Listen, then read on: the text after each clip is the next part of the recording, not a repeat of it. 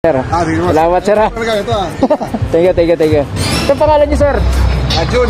Sir Jun, no? Sana manalo ka Sir Jun.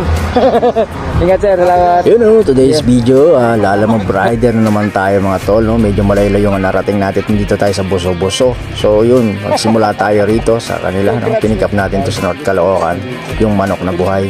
And dinala natin yan doon sa Antipolo.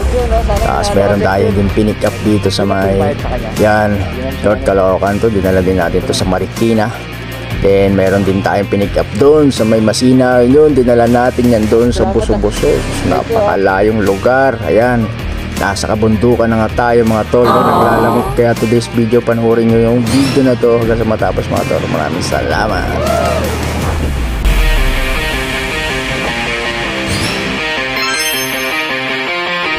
Yun o, unang booking natin to mga tol. Dito tayo sa North Caloocan. So inaantay natin si kuya kasi hinuli niya pa daw yung manok. Manok yung dadalhin natin mga tol, no? Dadalhin natin yung sa Antipolo. So malamang mga tol, manok panabong tong dala-dala ni kuya. Eto, parating na nga siya mga tol. Tingnan natin, no? Ayun na bayad. Doon sir, doon na. Sa'yo din? Ano manok to sir? Panabong. Panabong. Okay lang ba yan dito sa baba? Yan. Pag dito naman, kaya na, huwag na sa loob para di makabit. Dito lang, sa baba na lang para safety. Okay. 120. Sa kanya yung 120. Sige. At least may paunang bayad. Buksan ko ba? Ha? Buksan ka? Check na yan natin. Okay, buhay pa. Alright. Sige, bagong ligo. Yun nga, nagbigay na ng 100 si kuya, no? Paunang bayad para dito sa ship na to, no? Unang booking natin yan mga tol. Nung dadalhin pa natin yan 32 kilometer, simula dito sa North Caloocan hanggang doon sa Kogyo, Antipolo. So safety naman yung pagkakalagay niya dyan. So sana maging okay naman hanggang sa makarating kami doon sa may-ari ng panabong na manok na. Kaya si kuya, ugis dadalhin na namin doon sa Antipolo. Pansasabong to, pansasabong. Panabong yun, ganador yan. Okay. Wala ba sasabihin sa papadalhan? Congrats. Videohan ko rin siya. Panoorin mo dyan ha. At syempre mga tol, kailangan natin yan ng kasabay, no? Dahil pag walang kasabay yan, kawawa naman si mamang rider, no? Dahil nasa pakababang shipping ngayon nila, Lalamove. Ito na po yung bayad sa kanya.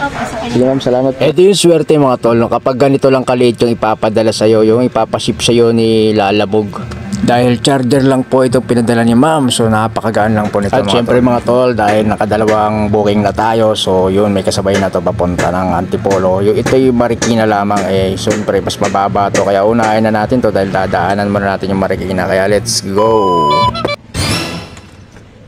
No, yun mga tol, no, after 45 minutes nandito na nga tayo sa Marikina. So ibibigay na natin tong charger kay madam, no, yung ating drop off. Ma'am 0967. So yun, dahil 100 lang yung cash ni ate, so ang 28 pesos ginawa pang Gcash, kaya hiningi pa yung number ko mga tol. JM, ayan po.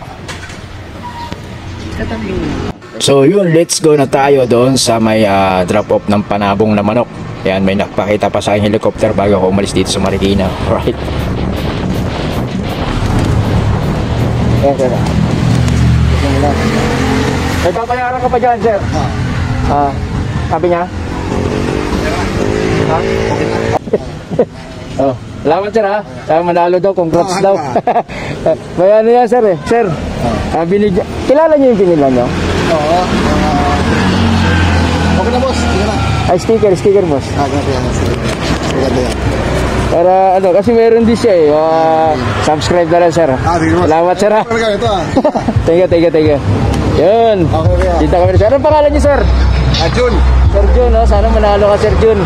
Yun si kuya, sir, Boss Jun. Maraming salamat sa iyo, ha. Yan, subscribe ka dyan sa binigay ko sa iyo sticker. At saka siyempre, siswertein ka dahil napakabait mo, no?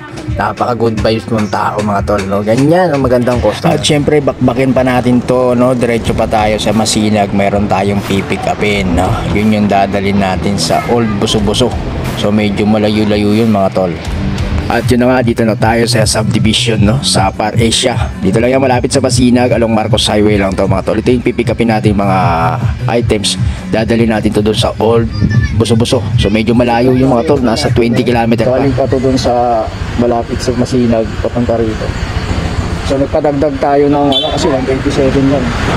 Sa puntong ito mga tol, medyo malayo talaga yung pinagdalan ko. Nasa 20 kilometer din, wala pa siyang kasabay. Kaya yun, humingi ako ng konting dagdag doon sa customer natin. So yun, medyo nagbigay naman siguro to ng 50 pesos. So okay na yun, at least meron na idagdag ng konti. So 128, naging 170 mga tol.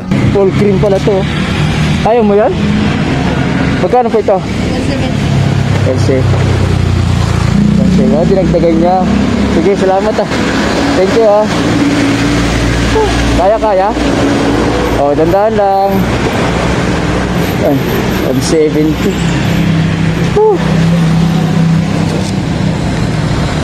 So wala tayong magagawa kasi kung magkano lang gusto may dagdag ng customer, yun lang ang pwede natin tanggapin.